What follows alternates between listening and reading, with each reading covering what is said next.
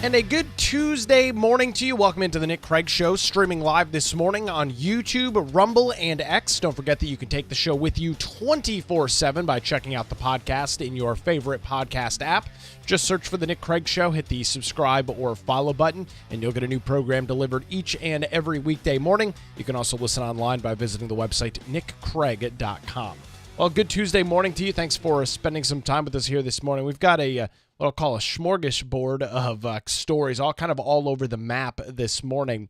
However, we are going to start off in North Carolina, where last night members of the North Carolina General Assembly, specifically the Senate, brought forth their budget recommendation. The Senate Republicans outlined a 439-page proposal in their biennium budget last night. It allocates $32.6 billion worth of spending in the 25 fiscal year, which starts July 1, and $33.3 billion in the next fiscal year, which would start July 1 of 2026. We did get some various comments from members of the Senate. We'll start off with the leader of the North Carolina Senate, with Phil Berger, as he made this announcement in front of the press and had a group of individuals surrounding him yesterday, including State Senator Michael Lee, who we'll hear from in just a little bit. Without a doubt, this is one of the fastest timelines that we've seen for pulling a budget together. I want to thank Speaker Hall for his willingness to engage at an early date on the issue of the total spend, and I think that has assisted us in getting to this point. I'm sure y'all would like to hear more details other than what I've just gone over. So the first year of the biennium, the budget is about $32.6 billion. Second year, $33.3 billion. That's modest growth, but it is growth. It allows us to replenish the rainy day fund, address our most pressing needs, including Hurricane Helene recovery, increase salaries for most state employees and teachers, and further cut taxes for all North Carolinians. We also look ahead to initiatives that will build on North Carolina's already stellar reputation among the states. And so you can hear right there some of the more overarching issues talking about that 32.6, the $33.3 billion in total, of more than $66 billion over the biennium as proposed right now. And I think it's probably important to explain the process here, because the budget in North Carolina is if you don't follow North Carolina politics super closely, it's a little confusing. Even though both the House and the Senate are controlled by Republicans, each of them come up with a separate budget. So we saw the Senate's proposal last night. It's, as I mentioned, 439 pages, so it's a lengthy document. We'll then get a House version of the budget, which will have differences. Now, I believe what I heard from Phil Berger Jr., if I'm understanding what he said correctly, they have already agreed on a top-line number. So the number, if what he said is, as I understand it, $32.6 billion will be the spend in fiscal year 25. $33.3 billion will be the spend in 2026. So that's an important piece of the equation, like that top line number. There has to be agreement between the House and the Senate as to what that top line number is going to look like. It seems like that's already been done. Then the question is, well, how do you spend the $32.6 billion? And that's where you see disagreements, and maybe disagreements is not the accurate word to use, the different priorities between the House and the Senate, because they in fact do have different priorities. The Senate is a much smaller governing body. The House is a much larger. The different projects, the different things that members of the General Assembly want to see spent across the state varies in between those two chambers. So the Senate was the first out of the gate yesterday. The budget includes a whole bunch of different things. Big-time pay raises for public employees. I'm not going to play the full clip this morning, but it's about a 3-minute clip talking about all of the various state employees that are going to be seeing raises in some form or another over the next 2 years. Obviously, hurricane recovery, that is a major part of it. I'll have that coming up. And tax cuts. That is, of course, very relevant today. Happy April 15th to you. It is a tax day once again across the United States of America. If you have not already paid Uncle Sam or requested an extension, today is your final day to do so. And in terms of tax relief in North Carolina, Senator Phil Berger mentioned that, well, the General Assembly is going to continue lowering taxes for North Carolina businesses and residents. The finance package in the Senate budget continues our tax reform efforts that began in 2011. Since then, we have significantly reduced the tax burden on North Carolina's individuals and businesses. Beginning with the personal income tax, this body has reduced the rate from 7.98% in 2010 to the current rate of 4.25% in 2025 and 3.99% in 2026. Our proposed budget builds on these efforts by cutting the tax by 0.5% in both 2027 and 2028, leading to respective rates of 3.49% and 2.99%. You know what I love about listening to the Republicans in the General Assembly talk about tax cuts is it truly is the dichotomy that exists politically. You look at where this state was prior to 2012, 2010, whatever year you want to use, the early aughts. You look at whatever period of time, North Carolina had one of the highest personal income tax rates in the Southeast. It was 8% or close to 8%. It was one of the highest in the South, if not the highest in the Southeast half of the United States. At that same time that North Carolina had an 8% income tax, you had a state that was essentially broke, a state that was in debt to the tune of hundreds of millions of dollars to the federal government, a state that was furloughing teachers and state employees in 2008. That was Democrat Governor Bev Perdue, the Democrat-led General Assembly. You then look at what's gone on over the last decade or so under Republican control.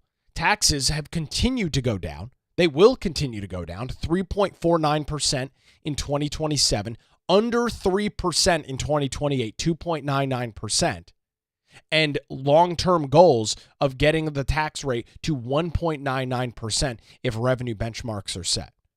So not only are you and I saving more money throughout the year because we're spending less and we're paying less, rather, into the state tax system. Our personal income is taxed at a significantly lower rate in North Carolina than it had been in the past.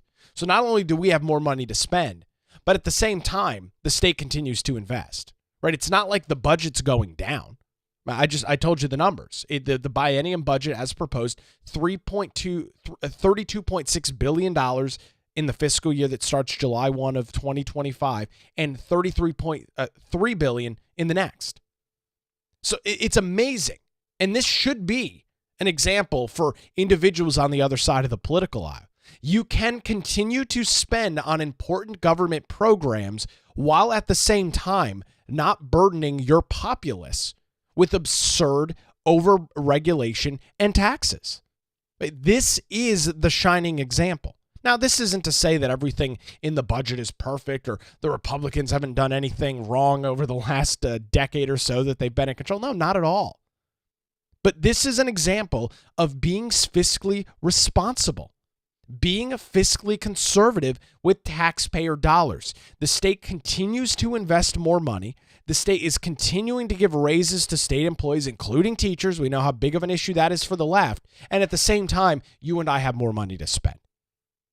So who's losing? Who's the loser in all of this?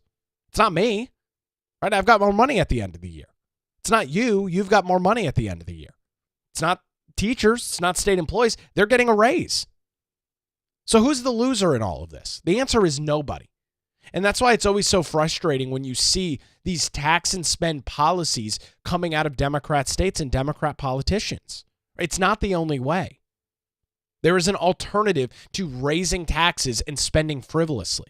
You can continue to fund the state.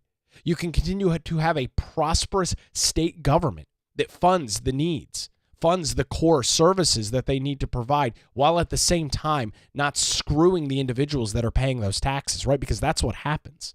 You and I have to bear the cost of all of these state programs. So it's so great, it's so refreshing to see a government that has continued. I mean, literally for over a decade now, Republicans have been hell-bent on this mission. They have increased spending while cutting taxes, both for individuals and for businesses. It needs to be this model, this approach needs to be looked at throughout the state of North Carolina, right? We're in budget season here locally as well, where you're likely going to see discussions about tax increases locally. Why can't the local governments across the state, regardless of your geographic area, why can they not follow some of the same approaches that our General Assembly has? Meanwhile, on top of all of this, the state is facing a $60 billion natural disaster in what was Hurricane Helene in September of last year. Right? State lawmakers, if you asked them 1 year ago today, April 15th of last year, hey, what are your priorities heading into the next year, heading into the 2-year budget cycle? Hurricane, nobody knew. Well, you'd have no reason to even reference a major natural disaster because it hadn't happened yet. Even though that has happened, even though the state has already invested more than $1 billion into relief, and more money's coming, I have a clip here in a second. Even though all of that has taken place, taxes still continue to get cut. The business climate continues to be more friendly for more individuals to either start a small business, to expand their small business, or move a business to the state of North Carolina, which brings more jobs and there in turn more revenue to the state. Or you see the cycle there? Government lowers burdens, lowers regulation, lowers taxes. More businesses come to the state. Even though those businesses aren't paying as high of taxes, they're still paying taxes. And then the state, in turn, has more money to spend. It's a cycle, and it's a situation that works. And it truly is the big difference when you look at governing between the right and the left. The left says the only solution to funding government is to just jack up taxes, and it doesn't matter what the cost is. On the right, they say, well, let's just be a little bit more measured with our approach. We can walk and chew gum. We can make this a more prosperous place for our citizens, at the same time continuing to fund the very important services of our state, and including dealing with unprecedented natural disasters like Hurricane Helene. Here's Senator Ralph Heiss yesterday discussing the continued investment into the western half of North Carolina. As we've been saying since Helene struck western North Carolina back in the fall, recovery efforts are going to take time. And funding will be allocated over several bills. It is our understanding also that Governor Stein is working on another request for recovery needs, but we are not at that point yet. Thus far, we've put more than $1.4 billion towards Helene recovery, and this budget will add another $700 million into the Hurricane Helene reserve.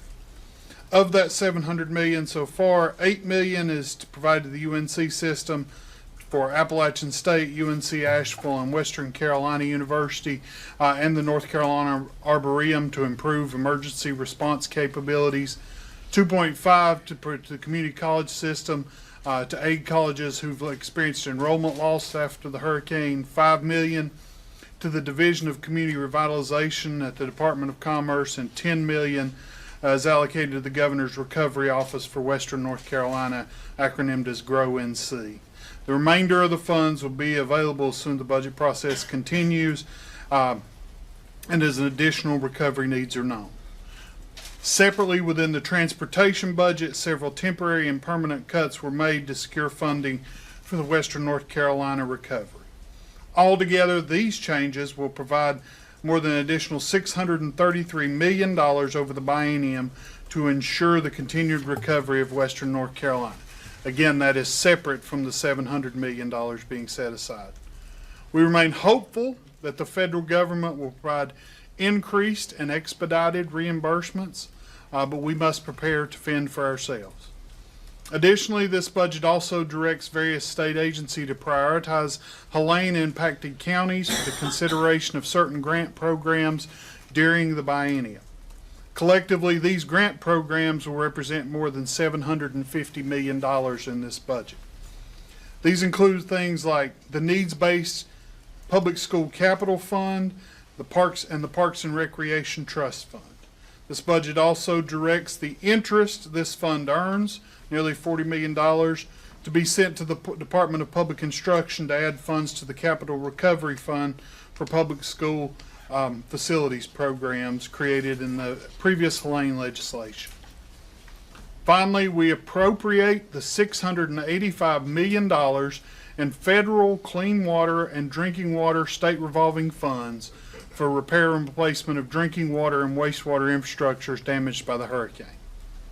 Obviously, a lot to chew on there, but the key highlights there include $700 million investment in recovery efforts from Hurricane Helene, $633 million in temporary and permanent repurposing of funds within the Department of Transportation, and the big thing, replenishing the rainy day fund. Right? The rainy day fund did not exist 15 years ago in this state. There was no rainy day fund. If Hurricane Helene had impacted North Carolina in 2010, it's already a bad situation out west. It would be 1,000 times worse. So the plan here is to restore the rainy day fund to $4.75 billion, where now it currently sits at $3.61 billion. So putting that money aside because, here we go. Had, of course, Helene in the western half of the state, but it won't be long until we're heading into hurricane season for the eastern half of North Carolina, which obviously deals with those threats more significantly on a more regular basis than what you saw with Helene.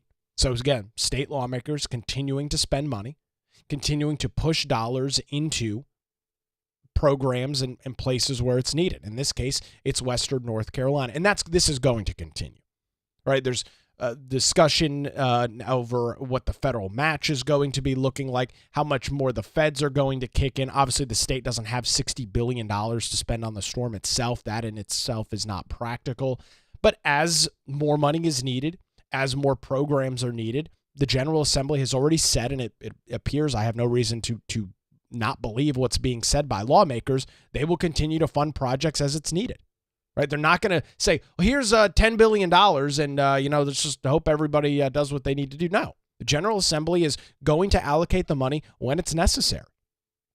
The General Assembly is going to allocate the money when it is needed so that it doesn't go to waste, so that it doesn't get used improperly. And then 12, 14 months down the line, we go, well, hey, remember that $10 billion you gave us? Yeah, we pissed it all away and we still need more, right? That we've seen that process take place in the past. So a lot of emphasis there on Hurricane Helene recovery. That will continue for years to come in the state of North Carolina.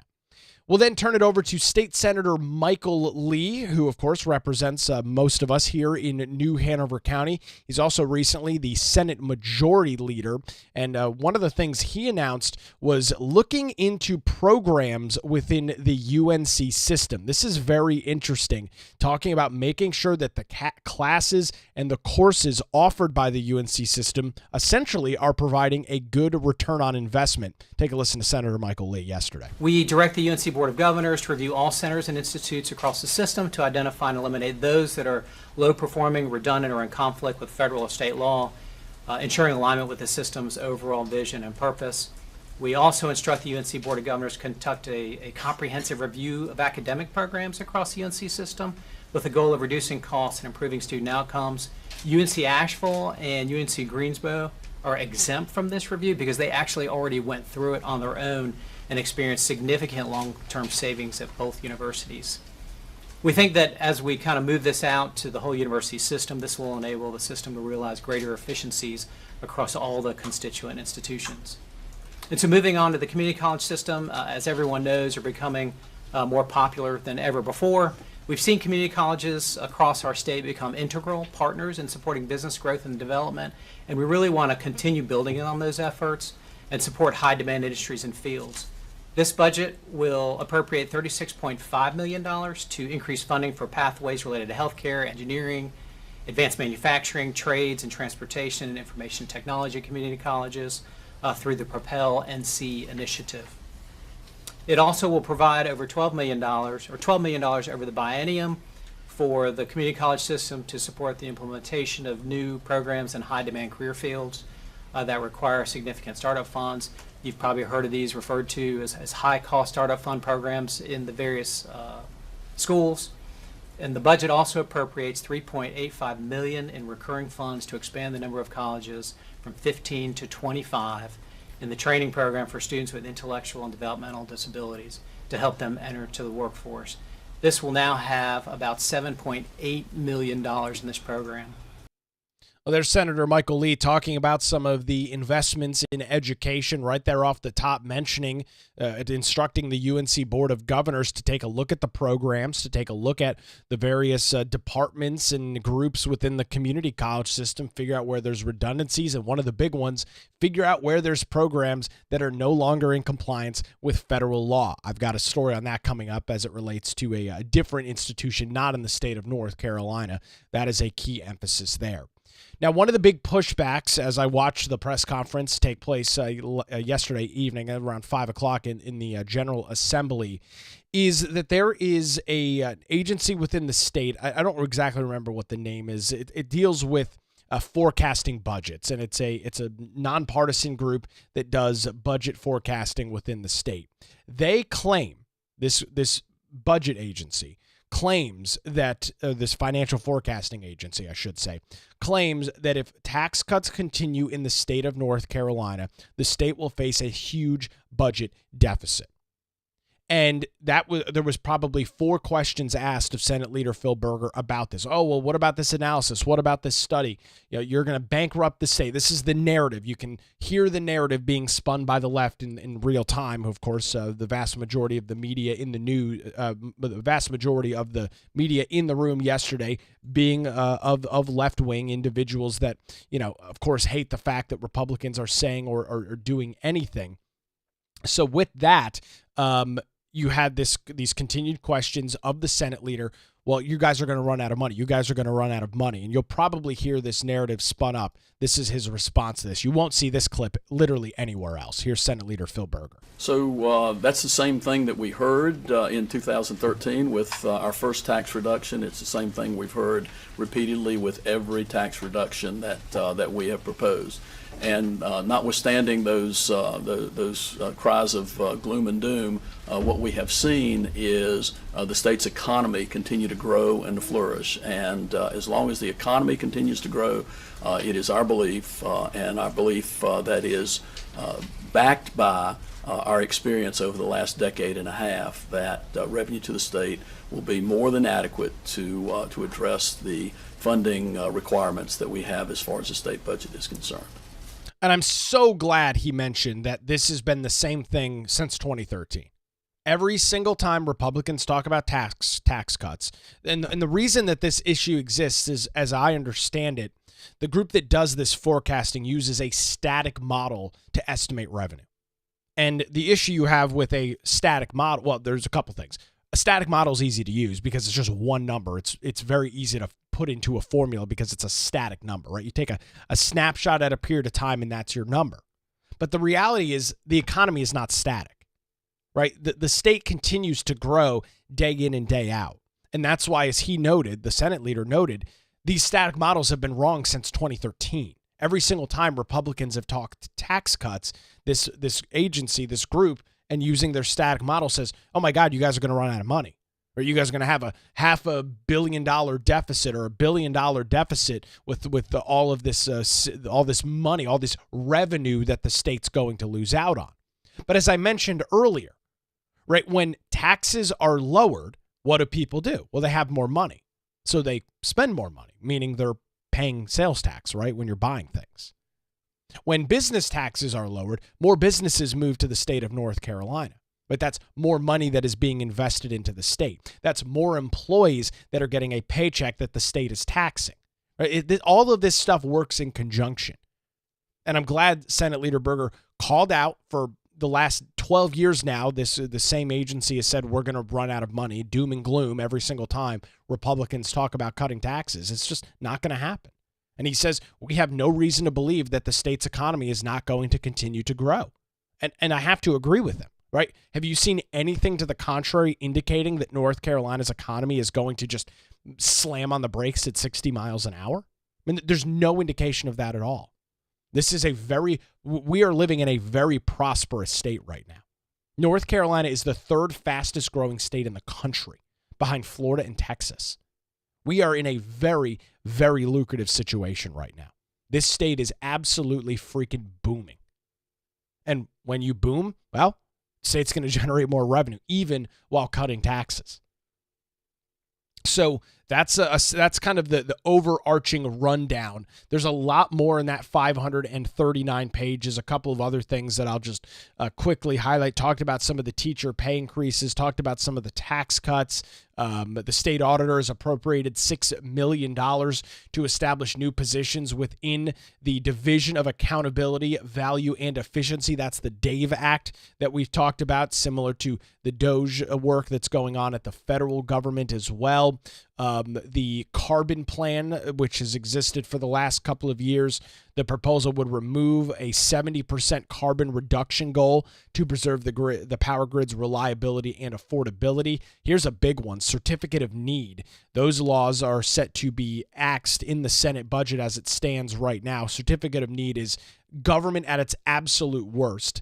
If you are a healthcare provider or a healthcare system and you want more beds, you want a new MRI machine, you want some new medical piece of equipment, you have to go to the state of North Carolina and request that equipment.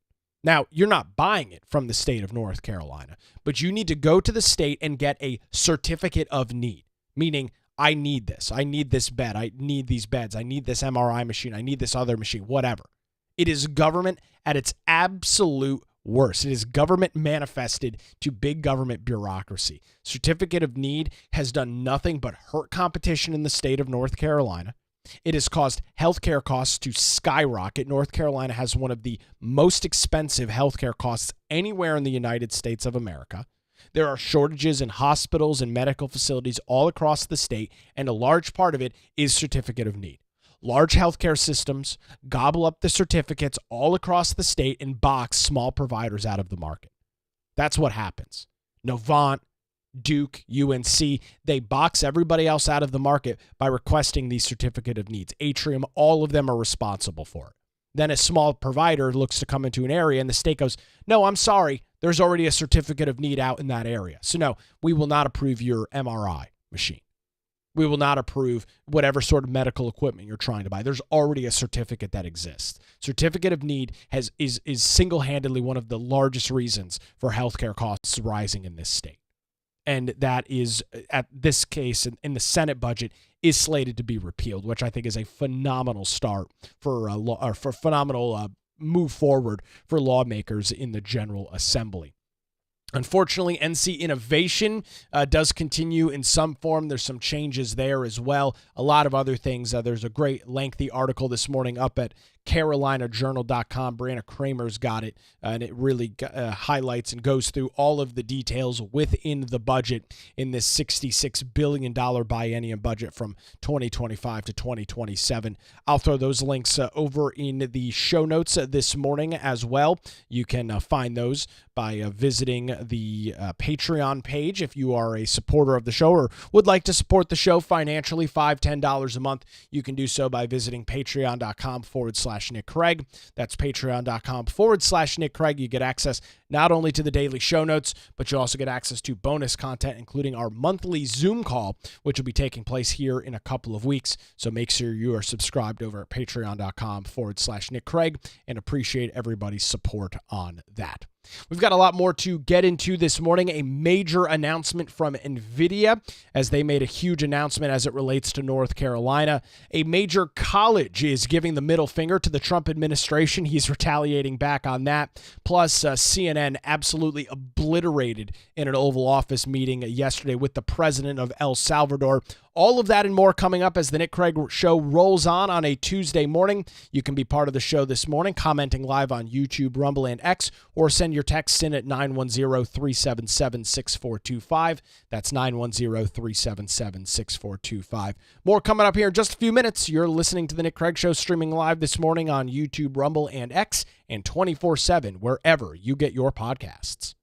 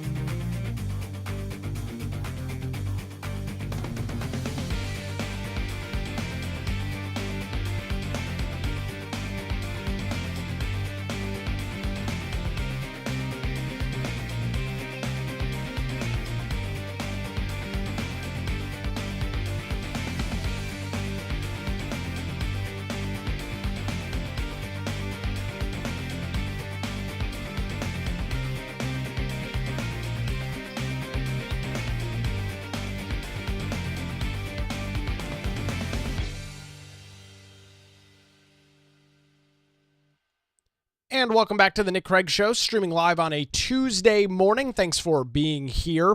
Turning our attention to some business news this morning. Obviously, tariffs have been a large discussion over the last couple of weeks. Nvidia making a major announcement yesterday. The company said that it plans to produce up to $500 billion worth of AI infrastructure in the United States via its manufacturing partnerships over the next 4 years. The CEO of Nvidia said, quote, "Adding American manufacturing helps us better meet the incredible and growing demand for AI chips and supercomputers, strengthens our supply chain and rather boosts our resiliency." This is a big change coming here for Nvidia. They wrote in the blog post that it has commissioned more than 1 million square foot manufacturing space. Its Blackwell AI chips have started production in a Phoenix facility, a Phoenix, Arizona facility in Arizona, where Nvidia is also set to partner with a couple of other companies to produce chips in the United States. And here's the key. What Nvidia announced is that they are producing chips in the United States. For the first time ever, they will be producing chips at U.S. facilities for the first time. Right? This, we see a lot of this, made in America, packaged in America, put together, assembled in America. Right? The manufacturing is not happening here. Right? Cars are the biggest ones guilty of this. You'll see, produced in the United States, assembled in the United States. Yeah, but none of the parts are American. Right? You're taking parts from Mexico, from all over the place, and just physically putting the car together in the United States. It's not being produced. It's not being manufactured here in the U.S. And Nvidia, they are obviously a major player in the AI space. Their chips powering a lot of the AI models that you're seeing pop up all over the place. They're announcing that they're producing those chips entirely here in the United States. And obviously, this comes after President Trump announced big-time tariffs on products from Taiwan, where Nvidia largely manufactures its graphic processing units, its GPUs, and 145% tariffs on products from China, which are going to majorly affect these big-time tech companies, Nvidia, Apple, right? Those are the companies that we're talking about. U.S. American companies that are being hit big time with these tariffs. So Nvidia has said, okay, we'll play your game. We're going to invest $500 billion over the next 4 years via manufacturing partnerships in the United States. This is a major announcement for the Trump administration. This is a major win for Trump and his ongoing policies. The White House put out a blog post Monday night calling Nvidia's announcement, quote, "the Trump effect in action," end quote. When asked if there was a relationship between the announcement and Trump's tariffs, Nvidia declined to comment. Smart move by Nvidia.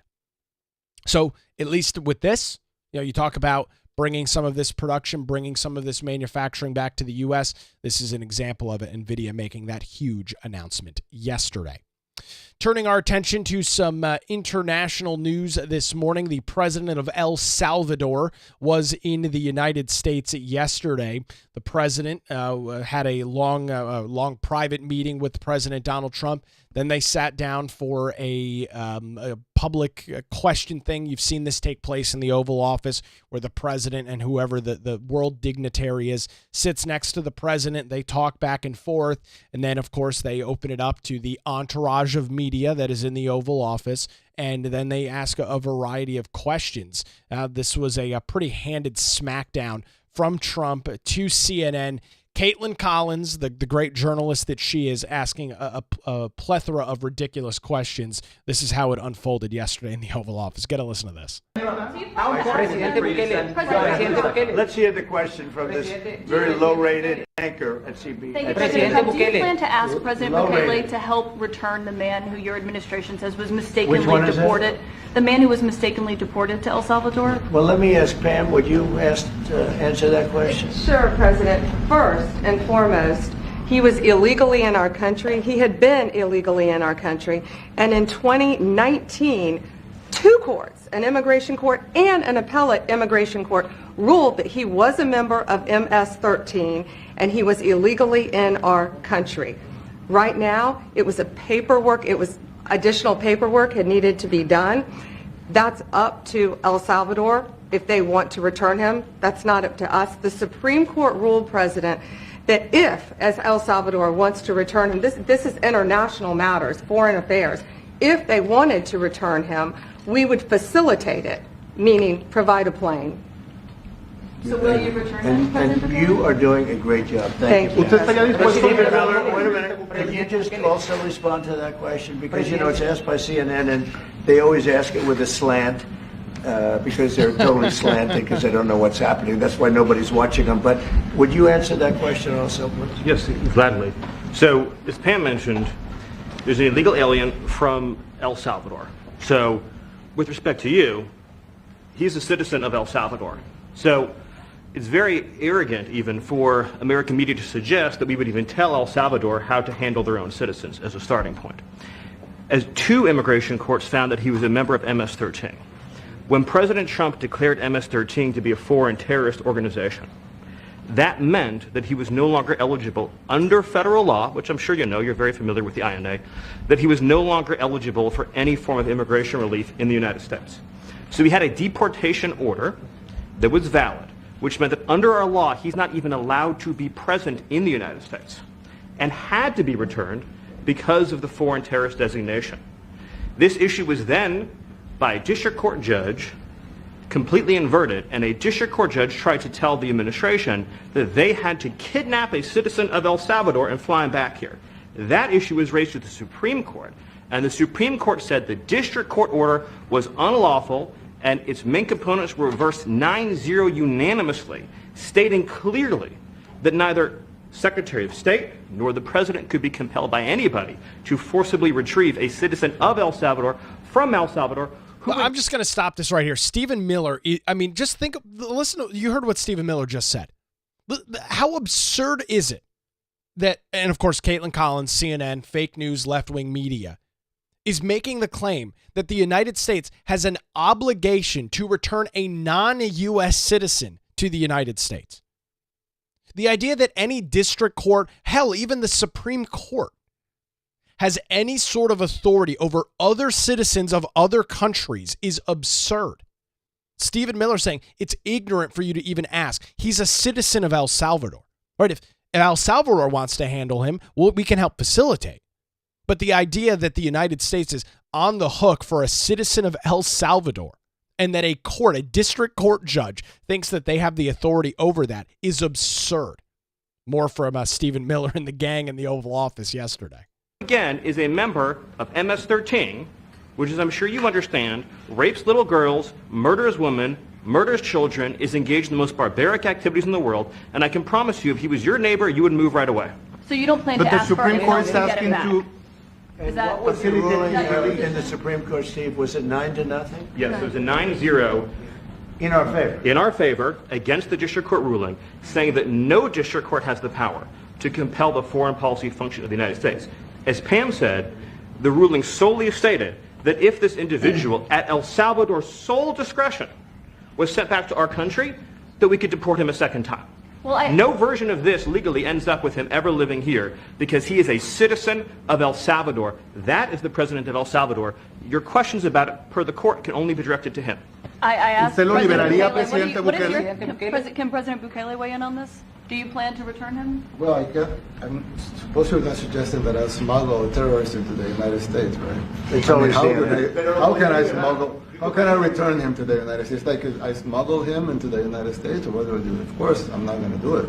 It's like, I mean, the question is preposterous. How can I smuggle a terrorist? Did you just hear what the president of El Salvador said? The question is preposterous. What do you want me to do? Smuggle him illegally into the United States? He's a freaking citizen of El Salvador. And CNN is trying to... This guy had a smile on his face the entire time. He loved listening to the media freak out over this. I'm going to roll this back just a little bit so you can hear him. How preposterous is it? You want me to smuggle this guy, this MS-13 gang member, you want me to illegally smuggle him back into the United States of America? What a ridiculous back and forth. A terrorist into the United States, right? It's I mean, always how can I smuggle? How can I return him to the United States? Like I smuggle him into the United States, or what do I do? Of course, I'm not going to do it.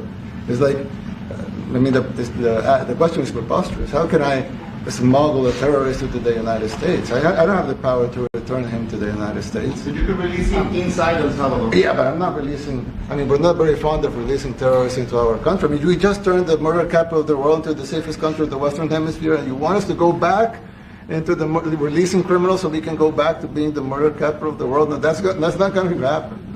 Well, they'd love to have a criminal, released into our country. There's a fascination. They would love it. Yeah. They're sick. These are sick people.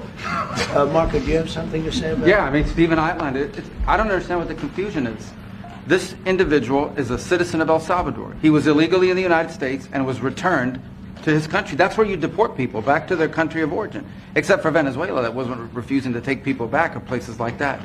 I can tell you this, Mr. President. No, the foreign policy of the United States is conducted by the President of the United States, not by a court. And no court in the United States has a right to conduct the foreign policy of the United States. It's that simple. End of story. And that's what the Supreme Court held, by the way, to Marco's point. The Supreme Court said exactly what Marco said, that no court has the authority to compel the foreign policy function of the United States. We won a case 9-0, and people like CNN are portraying it as a loss, as usual, because they want foreign terrorists in the country who kidnap women and children. But President Trump, his policy is foreign terrorists that are here illegally get expelled from the country, which, by the way, is a 90-10 issue. Well, Mr. President, you said that if the Supreme Court said someone needed to be returned, that you would abide by that. You said that on Air Force One just a few days ago, and they said that it must be facilitated. Why don't you just say, isn't it wonderful that we're keeping criminals out of our country? Why can't you just say that? Why do you go over and over? And that's why nobody watches you anymore. You have no credibility. Please, go ahead. President Trump. And he's spot on there. The media, specifically outlets like CNN, and they're not the only one, MSNBC, CBS, NBC, ABC, they're all guilty of the same thing. They incessantly ask the same freaking question over and over and over again. The Supreme Court ruled on the issue 9-0. As you heard from the Secretary of State, Marco Rubio, no judge, no court has any authority over national security as it relates to decisions made by the president. This guy is not a citizen of the United States. He is a citizen of El Salvador. The idea that a court could rule or decide to return him to the country in which he is not a citizen of is insane. Or as the president of El Salvador said, it is preposterous. It's a preposterous question. What would you like me to do with this guy? Smuggle him illegally across the border? When you've got the president of El Salvador, where this guy's from, laughing at the media, grinning at CNN as they ask their stupid question over and over again, that should be a pretty good indication that what you're trying to do is not working. To me, that would be a pretty good indication that the questions that I'm asking, the things that I'm constantly hitting on over and over again, the same thing that I bring up every time I can get in front of the president, probably is not a good idea. When you've got the guy who is in charge of the country where this guy's from, sitting right next to the president of the Oval Office and laughing at you, literally laughing at CNN. The clip is just phenomenal. And so you've got President Burketti saying, yeah, no, it's not going to happen. It's like the question is preposterous. He's not going to be returned to the United States. He's not a U.S. citizen. There's no legal authority or legal way for me to get him back in the United States. The whole idea is just insane. But hey, CNN still has their press credentials. CNN can still waltz their way into the Oval Office. I did see yesterday the Associated Press was barred from something, which I thought was pretty funny. But this is your media. These are the individuals that are charged with, are paid to bring to the American people the ongoings in government, right? The reason that a news organization exists is because people watch it, listen to it, read it, depending on what kind of medium it is. And individuals get information, and they enjoy that information. Therefore, they have more viewers, more readers, more listeners. Therefore, they have ratings. Therefore, they can sell advertising, right? That's the cycle here. When you don't have people watching, you don't have people reading, and you don't have people listening, you can't sell ads, then you go out of business. or you have to lay people off, or you have to change what you're doing. But the media has a financial incentive to have an audience, which I'll note they should have a financial incentive to have an audience. And then there's CNN in the Oval Office yesterday having a back and forth pissing match with Trump, Stephen Miller, Pam Bondi, Marco Rubio, and the freaking president of El Salvador over something that's already been settled, right? It's not like this is still, we don't know what the decision's going to be. The Supreme Court already ruled on the issue. It's already done. It was a 9-0 unanimous ruling from the Supreme Court that the district judge, surprise, surprise, overstepped their authority. I know that comes as a huge shock to you guys. I know that you guys can't possibly wrap your head around a district judge acting out of their authority. I know that you have to suspend reality to believe that. But there you go. There's the Supreme Court saying, yeah, no, you're insane. Nope, you definitely do not have any authority over international immigration as it relates to the United States. The Supreme Court doesn't have the authority. An unelected district court judge sure as hell doesn't have the authority. We can promise you that. But CNN and other major media outlets continue down this path. Now, I'm okay with it. As Trump notes, nobody's watching CNN. Their numbers are atrocious. Their trust is in the toilet. And it's not even CNN, it's media as a whole, mainstream media as a whole. Gallup constantly polls this issue. Gallup is constantly trying to figure out where trust in media is, and it's abysmally low. And for good reason. Right? When you just hear that back and forth exchange, which I'm sure CNN didn't air in its entirety because it made them look unbelievably stupid. But when you see that back and forth take place, no wonder people don't trust the media. I mean, I think I've showed this before, but I'll bring it up again. I always keep this bookmarked because it's an important number to look at. Here's a Gallup poll from October of last year. And here are the numbers. 33% have not very much trust or confidence in mass media. 33%. 36% say none at all. And the lowest number, 31%, say they have a great deal or a fair amount of trust and confidence in mass media, such as newspapers, television, and radio, when it comes to reporting the news fully, accurately, and fairly. I mean, if this chart is not the biggest wake-up call to the media establishment of the United States, I don't know what is. Combined, you've got over 70% of people that do not have trust in media. Either, and the largest number, 36%, have no trust at all. None. Zero trust in what they hear from the media. And so I do find it quite astonishing that these outlets continue to act and operate in the manner that they do. I think their time is probably pretty limited. I don't think they can continue down this path for much longer. There will be a period of time where the viewership dries up to a point where they literally can't sell advertising. It is going to be very hard for their sales teams to get out and secure any sort of significant ad revenue. And when that happens, then it's over with. But as soon as you can no longer secure major advertising, then you can no longer exist as an outlet, especially somebody like CNN that has the incredibly high overhead costs that they do. Major studios in Atlanta, huge personalities making boku bucks each and every year. Really, really tough for them to operate. And there's nobody to blame but themselves, right? They have backed themselves into a corner with the way in which they act. And it's funny, right? Every 6 months you'll see, CNN says that they're going to refocus on reporting the news and providing accurate information, right? You see this all the time from these hack outlets. You see it every 6 months or so. And then you hear the exchange in the Oval Office yesterday and you go, oh no, okay, nothing's changed. You say, oh no, okay, it's the same CNN that it's always been. Far left, progressive, ridiculous levels of questions and back and forth with individuals within this administration. I wish CNN was this combative with the previous guy, right? Wish CNN would ask some of these questions of the Biden administration when they were, forgiving student loan debt, even though they were told by the Supreme Court they couldn't. I don't remember Caitlin Collins and all of her wisdom nailing and trying to hammer President Joe Biden on that. I must have missed that clip. Must have not come across my feed. And so this ties in with another interesting clip that I found. Piers Morgan Uncensored, which is a show that is produced by Fox but runs on the Piers Morgan Uncensored YouTube channel. Chuck Todd, former host of Meet the Press, Chuck Todd as he used to host, he was talking about media and their coverage of Trump. And this was kind of an interesting exchange as well. And it parlays well into this ridiculous clip we just heard from CNN. So here's Piers Morgan and Chuck Todd in the panel discussing media and how they handled the Trump campaign, and what Chuck Todd actually gives some pretty decent insight for a guy that was at the tip of the spear of mainstream media coverage. Take a listen to this.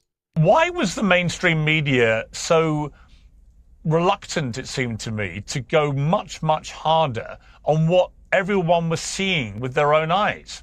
Well, look, I sit here and I'll defend a little bit of this in that I would argue the reason people were able to come to their own conclusion on Joe Biden is because of the media coverage. You know, look, we were subtle.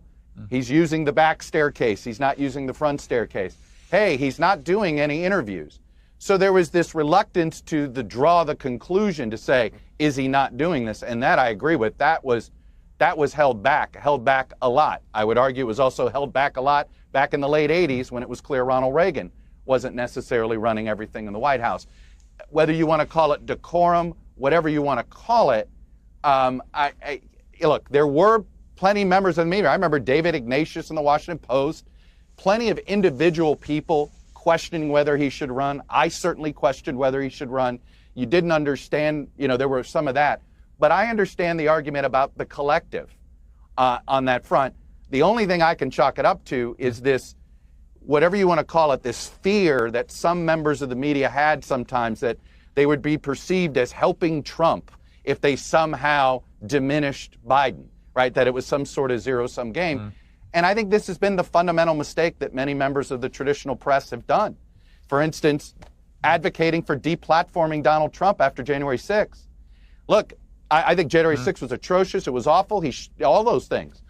But to deplatform him, we're America. Defend the First Amendment. I'm going to defend the First Amendment when Donald Trump's trying to kick members out of the press. But you got to defend his First Amendment right to also talk. And I think that was also, I would argue, a mainstream media mistake. It looks more obvious today because what did he do? He built his own information ecosystem, and now traditional media is doing what? Showing up on YouTube, right? I mean, wow. What a clip there from Chuck Todd. I guess now that he is no longer under the guise of hosting Meet the Press and no longer having to toe the NBC line. I mean, he just completely excoriated the mainstream media. And he tried masquerading it a little bit by saying, it's decorum when Ronald Reagan in the 80s. Chuck, it's not the late 80s anymore. That's not relevant to the discussion. But the real thing that stuck out to me was the fact that which he seemingly saw, was that members of the mainstream media did not want to talk about Biden being bad because then they would be perceived as supporting Trump. They would be perceived as helping Trump, and they didn't want to do that. So what did they do in turn? Their political identity and agenda got in the way, and they decided that they were going to lie, and I use that word very intentionally. They decided they were going to lie to the American public about Joe Biden's mental acuity. They were going to lie to the public about the mental stamina of the President of the United States when he was gone for weeks at a time and we didn't hear anything about him. When he was falling upstairs, slipping, staring into space, walking off the wrong side of the stage, not knowing where he was, referring to people dead in an audience, talking about people that are sitting in the crowd that weren't there. I mean, they just ignored all of it. They purposefully lied to the American people to help the Democrats and to hurt the Republicans. And as Chuck Todd essentially said, they dug their own grave. And the end result ends up being Donald Trump still won. Right? That's kind of the irony in all of it, is they completely flushed their credibility down the toilet. They completely put themselves in a position where they are no longer trusted by the American public. Again, looking at the Gallup poll, 70+% of people have not very much or no trust at all in traditional media. All of that, and the end result is Trump still wins. The end result is Trump is still the president of the United States. So not only did you chop your own head off to try and carry for the Democrats, But at the same time, you still lost, right? You gained nothing from it at all. You lost audiences, you lost advertisers, and now the guy that you hate the most is running the show. And now, by the way, he's also calling you out on your nonsense. He's also calling you out on the BS that you guys bring forward. Phenomenal exchange, phenomenal analysis there from Chuck Todd, who I'm not a fan of. He was a hack host of Meet the Press. Every once in a while, he'd say something that was pretty on brand, but for the most part, it was just insanity, just complete and total nonsense. I'll throw a link to that up in the show notes there as well. And finally, this morning, we turn our attention to Harvard University. In a letter issued yesterday, lawyers for the university criticized an earlier letter from the Trump administration as it disregarded Harvard's efforts to make changes to its campus use policy to address and combat hate and bias on campus and to enhance campus safety and security measures, among other efforts. The university added that the demands from the administration, quote, invade university freedom long recognized by the Supreme Court. The letter says this, quote, it is unfortunate then that your letter disregards Harvard's effort and instead persists demands that are in contradictory to the First Amendment and invading in the university's freedom long recognized by the Supreme Court.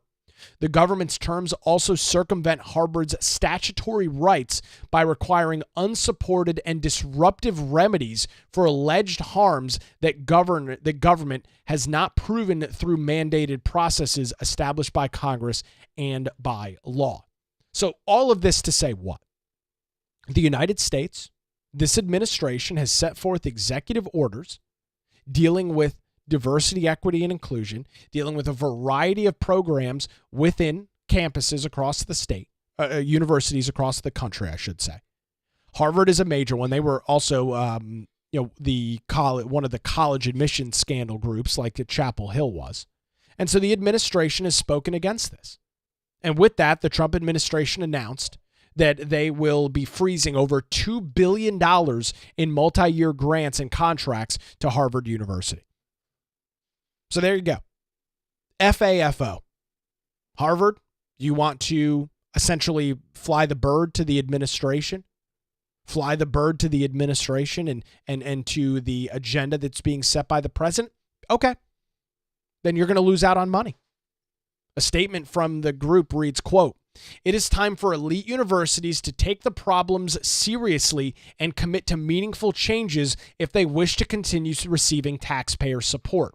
The Joint Task Force to Combat Anti-Semitism is announcing a freeze on $2.2 billion in multi-year grants and $60 million in multi-year contract values to Harvard University.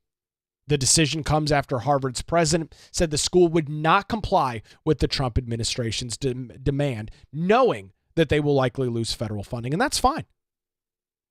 I mean, I'm okay not having my federal dollars go to funding Harvard. I mean, if they receive not a single penny from the federal government ever again, I'm not going to lose any sleep. They charge enough for admissions over at Harvard. They can afford to swim by themselves. They don't need the help of my taxpayer dollars or your taxpayer dollars on this lovely April the 15th tax day to continue to exist. You guys can do whatever the hell you want, but don't expect to get money from the federal government to subsidize these insane policies that you bring out on your college campuses. These days are over. And I'm curious if Harvard's going to continue down this path, right? Because we know the Trump administration's not going to back off. We know that the policies are not going to change and Trump's not going to go, oh, it's okay. We'll change whatever we're doing. We're going to change the process. We're going to change the procedure because we really care about what's going on with Harvard. The administration couldn't care less. So that's the latest in the ongoing saga over major elite universities, diversity, equity, inclusion as it relates to Harvard University.